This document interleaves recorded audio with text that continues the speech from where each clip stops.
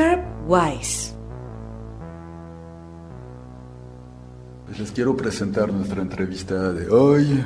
Muchos ya conocen, para quienes no, pues Darinka Mangino es intérprete, traductora, docente. Es titular de una maestría de lingüística forense de la Universidad de Aston en Birmingham, Reino Unido, y de otra maestría de docencia de la interpretación de la Universidad de Ginebra. Darinka, buenos días. Hola, Ariel. ¿Cómo estás? Muy contenta de estar aquí contigo y con Verónica. Un placer compartido. Con mucho orgullo les puedo decir que Ariel fue uno de mis alumnos y como debe de ser cuando uno da clases, el alumno superó al maestro.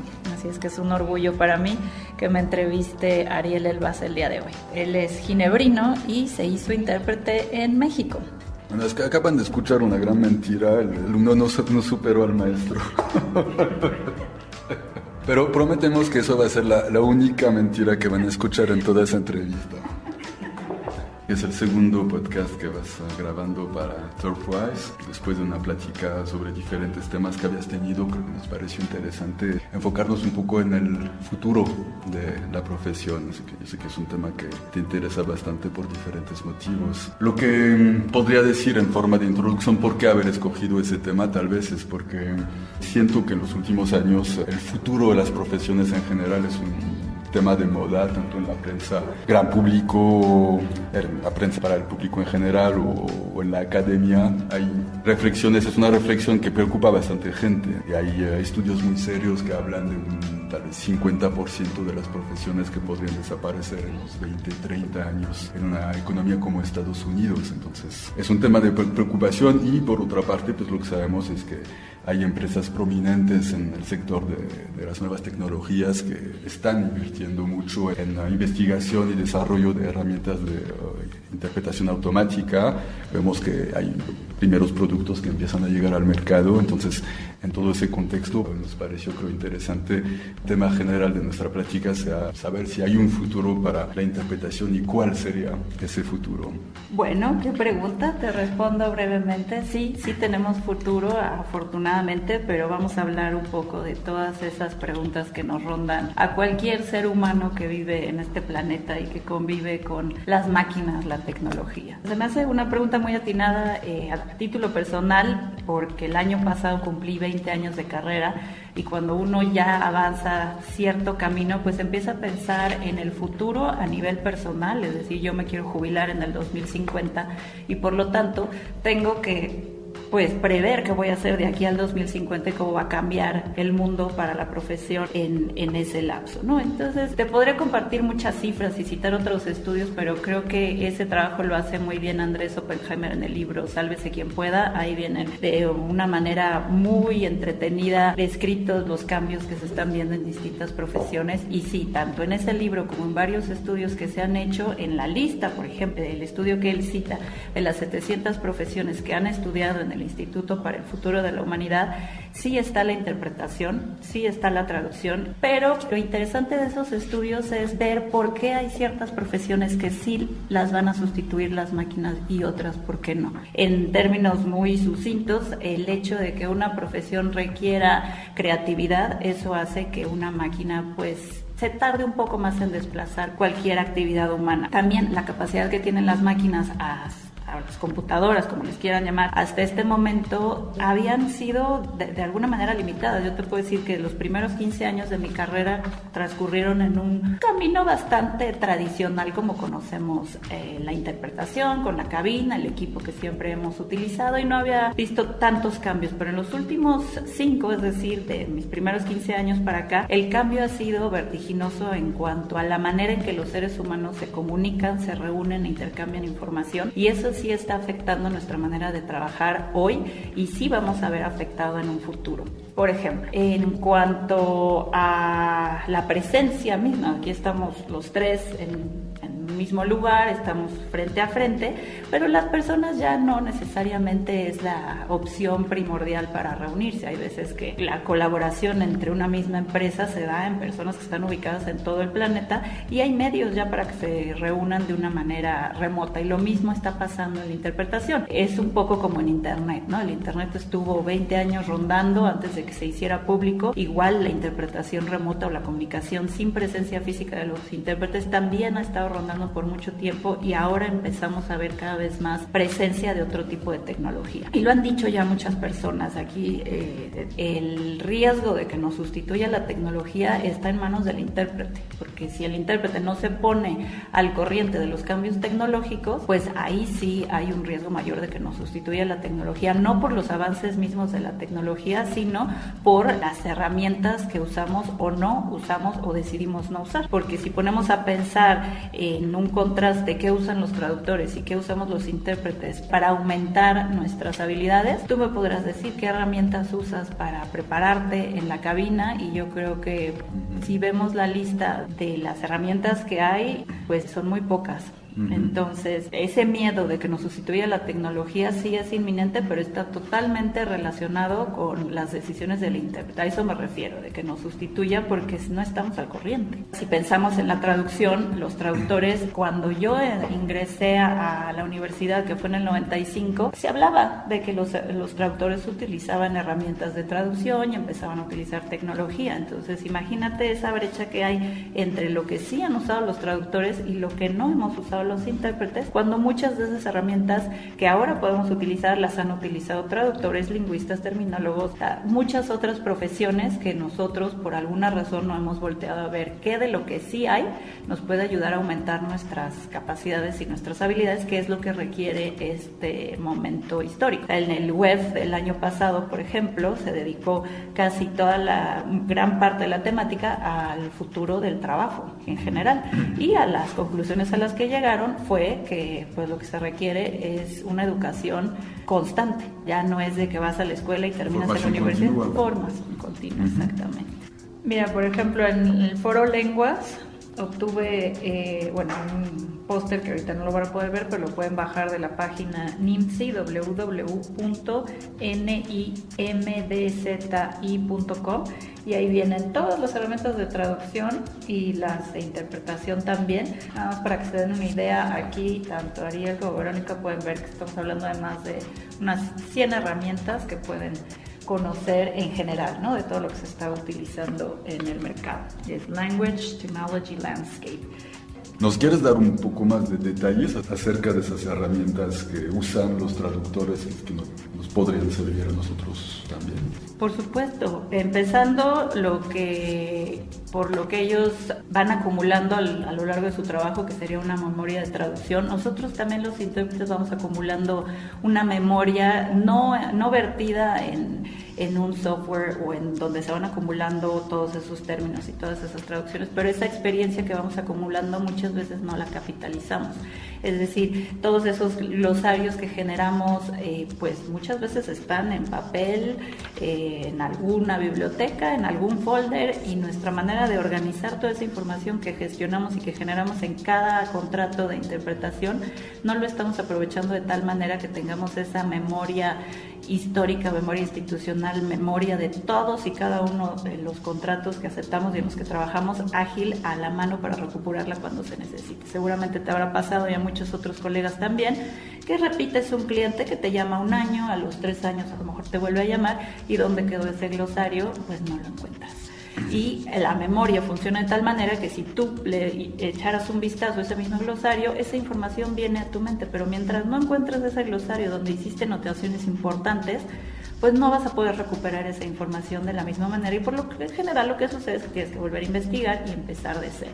Entonces, por un lado, la tecnología que hay para organizar toda esa información que generamos está disponible. Hay herramientas hechas por intérpretes y para intérpretes hoy por hoy para poder gestionar los glosarios y compartirlos, porque a mí una de las cosas que más me llamaba la atención cuando empecé mi carrera y cuando conocía intérpretes que pues me llevaban, digamos, 20 años de ventaja, platicaban que trabajaban en equipo para prepararse a las conferencias, que antes, hace 20 años o 20 años antes de que yo llegara a la interpretación, las conferencias duraban 3 semanas, 4 semanas, con el formato, digamos, de las Naciones Unidas. Y ahora que te toque un contrato que dure más de 3 días es raro. Entonces la cantidad de información que se está condensando en esos 3 días pues es impresionante. Entonces la posibilidad de investigar y de extraer la información que nosotros necesitamos requiere más de una mente. Entonces, por un lado, el trabajo en equipo, y la colaboración que te permiten las herramientas para trabajar a distancia es algo que tampoco hemos aprovechado. Eso por un lado. Ahora, también se escucha mucho de la extracción de términos. La extracción de términos lo han utilizado, bueno, desde no sé cuántos años atrás, los terminólogos, quienes hacen, los lexicógrafos, quienes hacen diccionarios, e incluso los mismos traductores cuando suben sus documentos y el mismo software que utilizan te identifica qué término ya has utilizado en otra traducción y te da opciones. Entonces, ese tipo de ayudas las podemos tener nosotros también, y el hecho de que ahora las herramientas de extracción de términos, por ejemplo, cuando yo estudié una de mis maestrías, pues nos dieron una clase de utilizar corpus para generar elementos para una investigación. Yo no entendí nada, realmente no me considero una estudiante que se rinde a la primera y no podía yo con los corpus por lo complicado que eran. Necesitaba saber de programación un poco y eran carísimos.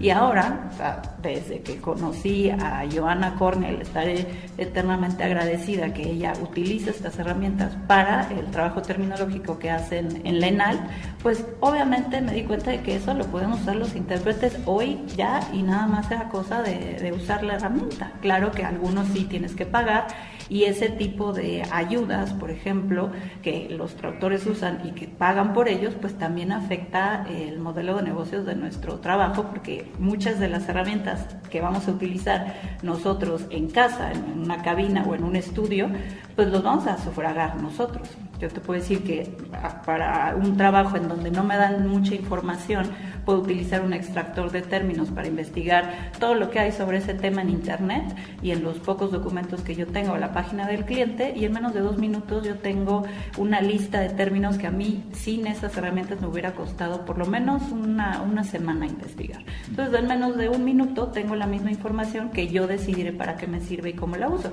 pero esa herramienta me cuesta. Y no cuesta tan barato, que es lo malo, ¿no? Eso por un lado. Otra cosa que empezamos a ver de las herramientas que otros intérpretes han identificado que nos pueden servir y que es un poco lo que están haciendo las máquinas y los traductores automáticos, como la conferencia de Taos, por ejemplo. Esta función tiene un nombre más técnico, pero es el uso de la transcripción de voz a texto, que muchos de los videos de YouTube, los más vistos, puedes tú seleccionar si quieres que te salga subtitulado el video, y en algunos casos hasta traducido. Por ejemplo, en una conferencia donde pues hay veces que no alcanzas a oír una cifra o no alcanzas a oír un sustantivo, el hecho de que se puedan conectar ya las consolas a piso y que esa tecnología te ayude a recibir tanto el material visual como el auditivo transcrito, eso yo no lo vería como una amenaza para nosotros, sino como una herramienta que nos puede ayudar a reducir el rango de error, porque afortunadamente las máquinas, como las están entrenando en los Neural Machine Translation, por ejemplo, funcionan un poco como lo que hacemos nosotros al investigar. O sea, tienes un cúmulo de información y piensas qué vas a hacer con ello, y a partir de eso tomas tus decisiones. Lo mismo hacen estas máquinas, les dan un montón de información y ellas solitas van tratando de decidir qué hacer con ella, pero sus decisiones todavía no van a la par de lo que decidiría un ser humano. Es un poco como los pilotos en los aviones. Desde cuando los pilotos ya no operan los aviones, no quiere decir que ya no vaya a haber pilotos volando aviones, ¿no? De alguna manera, a lo que nos vamos a ir acercando, creo yo, es decirle a la máquina qué es lo que tiene que hacer. Y creo que sí están desplazando ciertas funciones, pero creo que el que esa tecnología llegue a desplazar a un intérprete profesional falta mucho. Y ya en varias ocasiones en conferencias especializadas me ha tocado, pues ya sabes, a la hora de la pausa para café, tienes contacto con los ponentes y surge el tema de realmente nos van a sustituir las computadoras, pues la función humana que está más lejos de ser reemplazada es la comunicación, porque es sumamente compleja y no es lineal. Los algoritmos hasta este momento son lineales, con la creatividad pues tienen problemas, hay otras categorías que entran en juego, que hay muchas variables que hasta el momento va a ser difícil que nos sustituyan, pero claro, van a avanzar mucho y nosotros tenemos que por lo menos ponernos a la par de las tecnologías que están disponibles para hacer un mejor trabajo y más eficiente dado el tiempo y la complejidad de la comunicación en las contrataciones que tenemos hoy. Hay como un techo de cristal en materia de inteligencia artificial, que es lo que tú llamas la creatividad, o hablan de enfrentar a situaciones nuevas. Una inteligencia artificial, pues han hecho muchos avances, pero siempre va a depender de lo que le han dado en primera instancia como información. Es decir, si tienen que enfrentar algo totalmente nuevo, no va a saber qué hacer. Al final de cuentas, frente a la creatividad, a situaciones nuevas, pues ahí es donde tal vez no nos podrán reemplazar, o al menos no nos podrán reemplazar tan fácilmente, que el intérprete va a estar ahí para o apoyándose con las herramientas que nos estabas describiendo, o estar inclusive verificando que estas herramientas estén haciendo correctamente su trabajo. En un caso así, el intérprete seguirá siendo vigente para lo que llamaría las dificultades del idioma en su uso real, es decir, los acentos, las cuestiones de pronunciación individual, los matices de todo tipo, ironía, doble sentido, qué sé yo, ¿no? Si imaginamos que nuestro trabajo se va a ir enfocando más a eso, la lógica sería que se va a reducir tal vez el número de puestos, o que de cierta manera la interpretación se vuelve más elitista, se considera como ya una profesión elitista, de cierta manera se va a volver todavía más elitista. Entonces esa es mi primera pregunta, si sería el caso. Y segunda parte de la pregunta, si imaginamos que eso es el futuro de la profesión, me pregunto si el perfil del intérprete seguirá siendo el mismo, o si no, cuáles van a ser las diferencias. Qué buena observación. Esta analogía que te comparto del piloto automático, yo creo que estamos pensando en muchos años más adelante. Como te decía, yo me voy a jubilar en el 2050 y eso yo creo que sí va a suceder mucho después de eso. Así es que creo que no nos va a tocar a ninguno de nosotros convivir con ese tipo de contexto. Pero si yo estuviera hoy iniciando la carrera de traducción e interpretación, sí pensaría un poco en qué tan distinto va a ser el mundo en unos 15 o 20 años. Y creo que el perfil hoy ya está cambiando. Se necesitan intérpretes que estén dispuestos a ponerse al día con la tecnología y los traductores también. Entonces, el hecho de no ponerse al tanto nos pone en mayor riesgo, y yo creo que es un poco como la selección natural. O sea, y lo dijo bien. Adaptarse o desaparecer. Adaptarse o desaparecer, y lo dijo muy bien el papá de Naomi Bauman, que se me olvidó su primer nombre. La tecnología no va a sustituir a los intérpretes, sino a los intérpretes que no saben utilizar la tecnología. ¿Cuántas veces no ha pasado en una conferencia que porque un intérprete no presionó el botón correcto, la conferencia se para? Entonces, el simple hecho de saber qué botón presionar cuando te toca a ti, a la cabina en la que vayas a salir, tiene implicaciones prácticas muy tangibles. Entonces, el simple hecho de saber presionar botones, y es uno de los parámetros que este estudio toma en cuenta para las posibilidades de que una profesión desaparezca o no. Las máquinas no pueden presionar un botón, para empezar. Entonces, esa es otra cosa a considerar, ¿no? Pero las consolas se están haciendo cada vez más y más complejas. Tal vez te toca trabajar con una compañía un día, el otro día te va a tocar a lo mejor hacer una interpretación remota en un estudio, y tienes que saber adaptarte a qué tecnología vas a usar, porque van a convivir por mucho tiempo la tecnología tradicional. Entonces, flexibilidad tecnológica, flexibilidad de las nuevas tecnologías. Y ahora, si pensamos más en el perfil lingüístico, el perfil de estudios, que digamos, ahí ves cambios en ese nuevo contexto.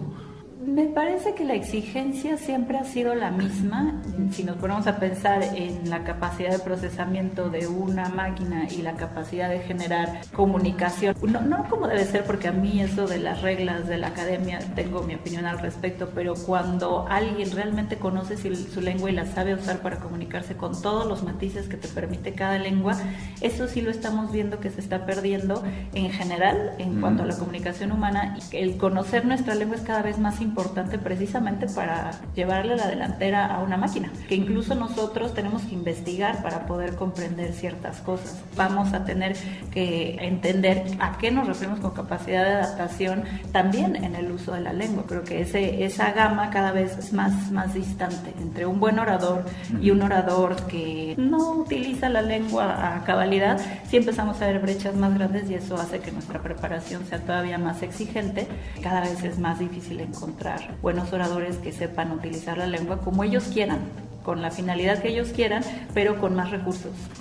Estabas mencionando a los estudiantes o a los futuros intérpretes al principio de tu respuesta. También eres docente de interpretación. Quería preguntarte si te da la impresión de que las instituciones donde se enseña la interpretación están adaptando sus contenidos, sus programas de estudios a esta nueva realidad que está llegando. La rama de la traducción es la más actualizada en cuanto a lo que se necesita. En interpretación, no tanto, y creo que es un fenómeno que vemos en casi todas las profesiones. El hecho de crear un plan de estudios, presentarlo a las autoridades, impartirlo, toma mucho tiempo. Y ese tiempo pues siempre va a tener un cierto desfase con la realidad. Cada vez el hecho de actualizarse es más importante, pero en lo particular siempre va a tener que hacer la persona que se gradúa un gran esfuerzo por ponerse al corriente del mercado. Hay un hueco bastante grande en la interpretación y la tecnología en los programas de estudio, ¿no? Y también adaptarse a las necesidades de cada región y cada mercado es muy difícil. En algunos programas, por ejemplo, pues ya no vemos que figure tanto la lingüística o la interpretación consecutiva, que en algunos casos, bueno, en algunos mercados no se usa tanto, pero en algunos otros sí, y se requieren habilidades de consecutiva muy fuertes y pues no, en algunos casos no se le pone el énfasis que se requiere, ¿no? Pienso en particular a los que no son nativos digitales, como se suele decir, los que no han crecido con esas nuevas tecnologías. Si algún colega te preguntaría cómo actualizarse, cuáles son las opciones, ¿qué consejos les puedes dar? Creo que el primer paso natural es ser parte de una asociación de profesionales. Por lo general, las asociaciones tienden a tener al alcance de sus miembros a cursos de actualización o conferencias o pláticas con personas que están muy al día en ciertos ámbitos de interés que los miembros expresan o quieren informarse. Otra cosa que yo he descubierto recientemente es participar en conferencias especializadas, porque en nuestro día a día trabajamos para especialistas en sus congresos, en sus formaciones, pero es algo que por lo menos yo no había aprovechado en los últimos años. Entonces este último año y medio para mí ha sido un gran descubrimiento el hecho de asistir a conferencias de intérpretes y de traductores, porque ahí tienes en un mismo lugar montones de distintos puntos de vista o de cursos o de conferencias en donde tienes la información, algunas veces que buscabas, algunas veces que no te esperabas o que ya conocías, pero te ayuda a reafirmar un poco en dónde estás tú en términos del avance de tu misma profesión. Y también me he dado cuenta que hay muchísimas conferencias que las había escuchado, pero no había tenido el interés porque pensé que estaban dirigidas a un mercado muy particular, por ejemplo, Estados Unidos. Ahora el hecho de estar en un lugar en este planeta pues no quiere decir que no te afecten o te incumban los temas que se dirimen en otras partes, sino al contrario, cada vez está más conectado el mundo en todos los sentidos, cada vez hay más y más puntos en común y nuestras realidades no son tan distintas y tenemos mucho que compartir entre todos, ¿no? Entonces, si a mí me hubieran inculcado desde la universidad que esa tendría que ser una parte de mi vida profesional, yo lo hubiera agradecido. Y no fue así, que hay de distintos tipos. Por ejemplo, hay otros de corte un poco más académico, que a lo mejor si uno no está haciendo investigación, puede que no sea tan productivo el asistir, porque uno se puede sentir ajeno si no estás haciendo una investigación académica a profundidad, pero aún así es el mejor lugar para entender cómo es que los los que investigan nos ven y qué es de lo que hacemos lo que les llama la atención investigar, y creo que ahora más que nunca es en donde tenemos que estar colaborando de la mano con los académicos, porque hay una deuda muy grande en cuanto a explicar exactamente qué está pasando cuando estamos interpretando. Hay muchas áreas que todavía no se investigan de la interpretación, la parte científica, cognitiva, práctica y las repercusiones. Yo estoy a la mitad de mi carrera, quiero saber cómo voy a hacer en unos 20 años más, a qué desgaste va a tener mi cerebro o qué desgaste no va a tener mi cerebro por el hecho de interpretar, o qué tengo que hacer en qué momento de mi vida profesional para cuidar mi voz, para cuidar mi memoria, para no desgastar el oído, y solamente de la mano de los académicos vamos a poder encontrar todas esas respuestas. Quisiera volver un poco al tema que ya mencionaste al principio, de la interpretación a distancia, con los avances en comunicación a distancia, la generalización de la banda ancha. Las cosas van avanzando rápido en ese ámbito, que en un futuro cercano los intérpretes tendrán su cabina en casa y estarán interpretando desde ahí. Entonces, ¿cuál es la situación actual y las perspectivas a corto plazo? Es un tema que se está discutiendo en todo el mundo. Recientemente, en enero, hubo una reunión organizada por AIC en Londres, en el que se convocó a los principales proveedores de servicios de interpretación remota y a intérpretes para platicar, discutir para dónde van la tecnología y realmente cómo esa tecnología va a hacer una disrupción en el mercado, así como la hizo la interpretación simultánea en el mundo, en donde solamente se hacía la interpretación consecutiva en los juicios de Nuremberg. Desde ese momento hasta ahora no habíamos tenido una tecnología que sacudiera tanto. No estamos ahí, no estamos en la conferencia, los participantes tampoco están en la conferencia. Digamos que todo se hace de manera remota. Entonces es un tema que yo también estoy descubriendo, algunos informes principalmente de AIC, pero ya hay, digamos, consorcios que están conjuntando a los proveedores de ese servicio. Los intérpretes también tenemos muchas preguntas porque no hay todavía tanta experiencia como para dar una opinión acertada. Yo te puedo decir que las pocas veces que he interpretado en esa modalidad todavía tengo muchas preguntas que no me puedo contestar. Lo que estamos viendo es que la tecnología sí está avanzando mucho, la comunicación humana a distancia, ver al mundo como un mercado y no nada más la ciudad en la que trabajas. Yo puedo estar trabajando aquí desde la colonia Roma y mi cliente puede estar en Ámsterdam, por ejemplo, o en China. Pues ya no voy a viajar tanto, es posible que en un futuro ya no viajemos tanto si esta tecnología se llega a adoptar, porque también lo que pasa con muchas tecnologías es que suenan una novedad maravillosa y a la mera hora no se adoptan. Todavía no sabemos si el mercado va a adoptar o no esta modalidad y eso solo lo dirá el tiempo. Sí, he trabajado muy pocas veces, me siguen surgiendo muchas preguntas, o sea, si el cansancio va a ser igual. Mi percepción, esto es algo muy subjetivo, es que sí es más cansado el no estar ahí, y hay estudios que sí comprueban en grupos pues pequeños, ¿no? De intérpretes, la coincidencia es esa, sí es más cansado, hay más estrés. Tendríamos que preguntarle a todos y someternos a esa misma realidad, aunque sea en cuestión de prueba, para ver si sí y qué tanto es lo que la tecnología hace que el trabajo sea más difícil o no, que depende de una infraestructura que va más allá de la cabina, es decir, los servicios de banda ancha, el tipo de internet, la luz, por ejemplo, aquí en la Roma se va la luz, o sea, yo puedo tener mi super cabina y qué tal que se va la luz. Entonces, ¿quién va a ser el responsable de ese tipo de riesgos que implica tener una tecnología, una infraestructura tan distinta? Son muchas preguntas que todavía no nos podemos contestar. O bueno, yo sé que es un tema tabú hablar de tarifas, pero si yo voy a dar un servicio al mundo, pues ¿cuánto voy a cobrar? ¿Cuánto voy a cobrar que no sea una cifra que, por ejemplo, no ponga en riesgo el trabajo a los colegas que están en Europa o más abajo? Porque en los mercados funciona.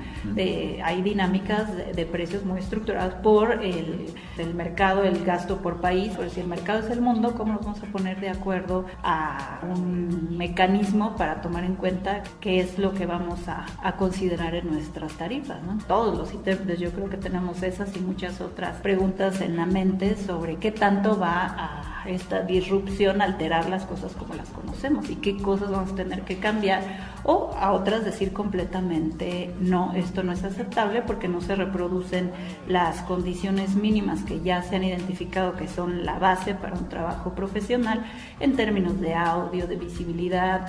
Todo el mundo decir, bueno, ¿por qué esto sí, por qué esto no? Y creo que estamos apenas en ese proceso, qué es lo que la tecnología sí puede ofrecer y qué es lo en donde no nos ayuda. Y sí hay grupos de trabajo, por ejemplo, ahí tiene un grupo especial para redactar y ya hay bastantes avances al respecto. Creo que ya hasta se puede consultar una norma técnica de por lo menos qué es lo que tiene que tener cada plataforma, lo mínimo aceptable.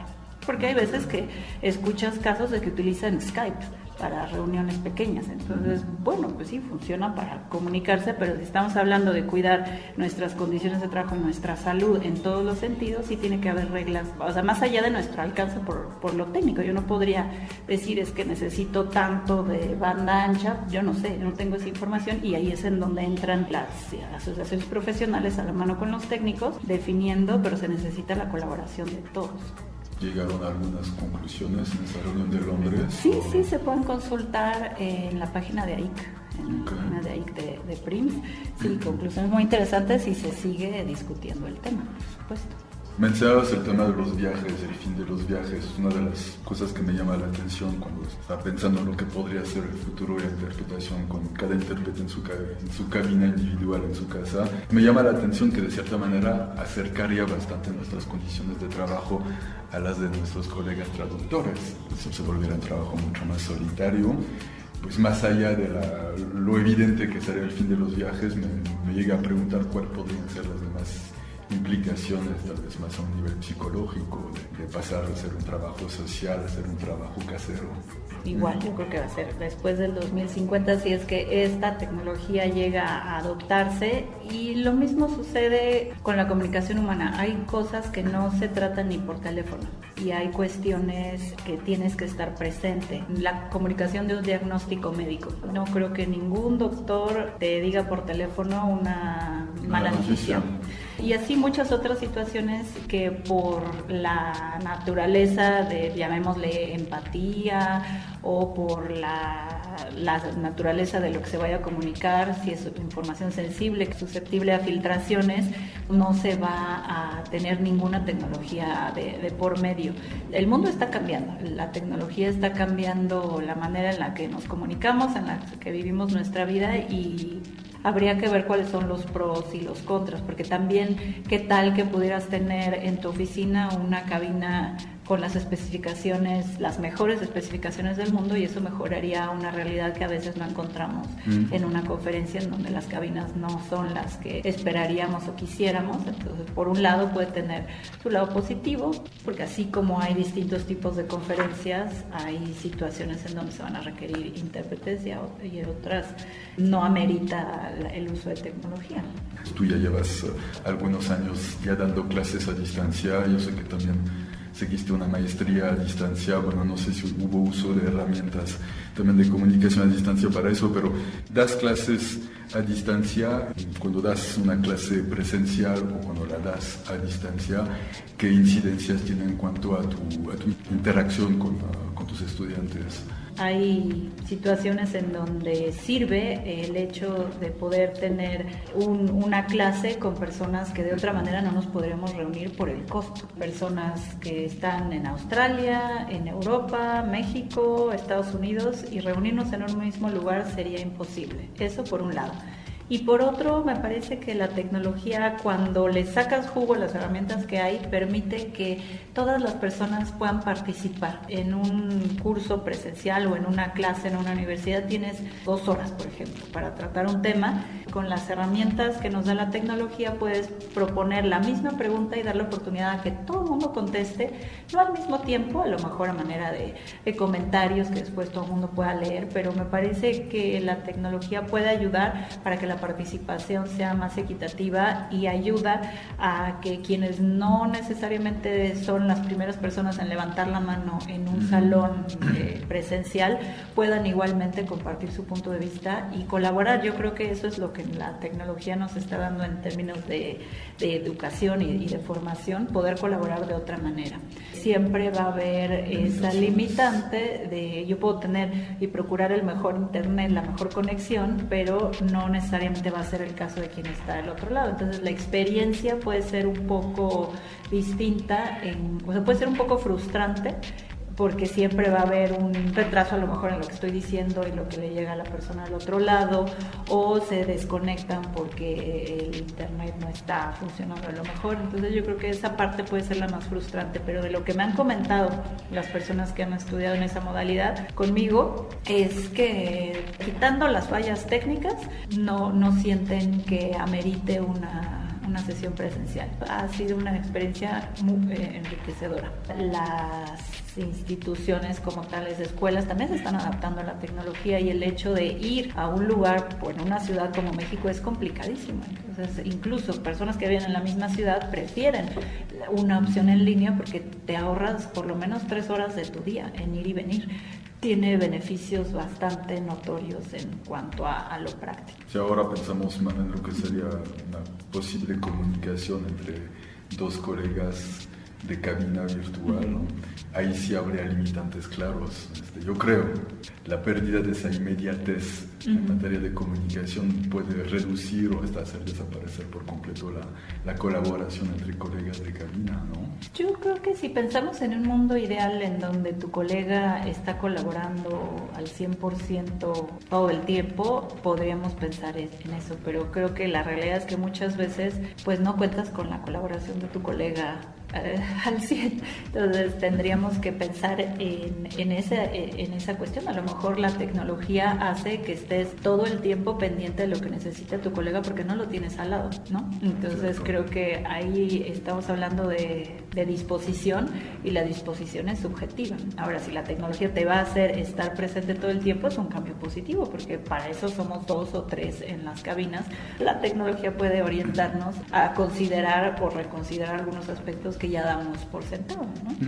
Te haría una última pregunta como en forma de wrap-up de nuestra plática. Tú como intérprete, como docente, si los jóvenes que se te acercan hoy con la idea de tal vez emprender estudios de interpretación, ¿qué es lo que les dirías al final de cuentas? Si todavía vale la pena estudiarlo, todavía es una profesión con futuro, entonces... Desde mi punto de vista, sí, siempre lo he dicho y lo diré, la profesión para mí es la mejor, la interpretación es la mejor profesión del mundo, pero creo que cada vez requiere personas mejor preparadas, con habilidades más allá de lo lingüístico, en cuanto a la adaptación tecnológica, la disposición a aprender, la disposición a investigar. Y yo creo que pues esta profesión, siendo de las más antiguas del mundo, no creo que tienda a desaparecer en el corto plazo por lo mismo, lo que viene en esos estudios, digamos, los parámetros de las profesiones que sí.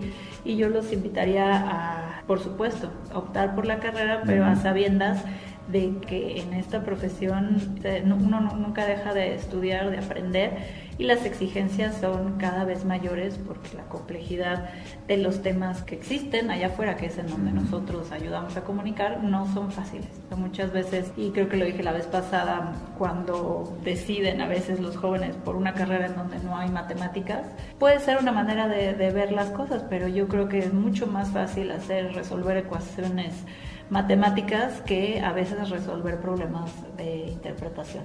No tenemos tiempo y los únicos recursos que tenemos pues es el estudio, la preparación para poder resolver un problema en fracción de segundo. La interpretación es mucho más compleja de lo que aparenta.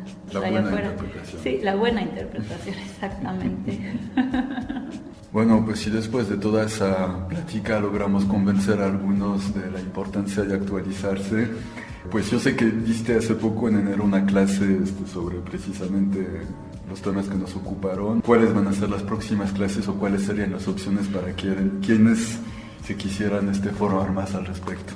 Gracias por la pregunta. Sí, fue un curso que di con mi colega Maja Edmerwali, que también se especializa en tecnología y preparación para intérpretes. Y este curso lo vamos a volver a dar en el futuro, en donde todavía no lo definimos, sobre consecutiva y tecnología, porque también hay bastante tecnología que nos puede ayudar tanto para la preparación de consecutiva como la toma de notas con otros soportes más allá de la pluma y el papel, y otras tecnologías muy interesantes para esa modalidad en especial. También ese curso lo vamos a dar probablemente en línea, y en los cursos, en la oferta de cursos que doy también de repente inserto temas que tienen que ver con tecnología. Te debo la fecha del próximo curso de preparación. Cuando dices que los van a dar en línea, quiere decir que esos cursos presenciales también van a estar accesibles en línea, o van a ser cursos distintos. El mismo curso, pero impartido en una modalidad distinta, en línea, y presenciales. Y bueno, yo doy cursos recurrentemente y pueden visitar mi página Lexica Solutions, lexica.solutions, y ahí vienen los cursos y la programación, tanto de cursos grupales o asesorías 1 a 1. Lexica, dijiste. Lexica.solutions. Solutions.com. No, nada más es www.lexicasolutions. Ese es el dominio. Ok, de acuerdo. O en Facebook es más fácil. Me buscan, los agrego y ahí publico todo.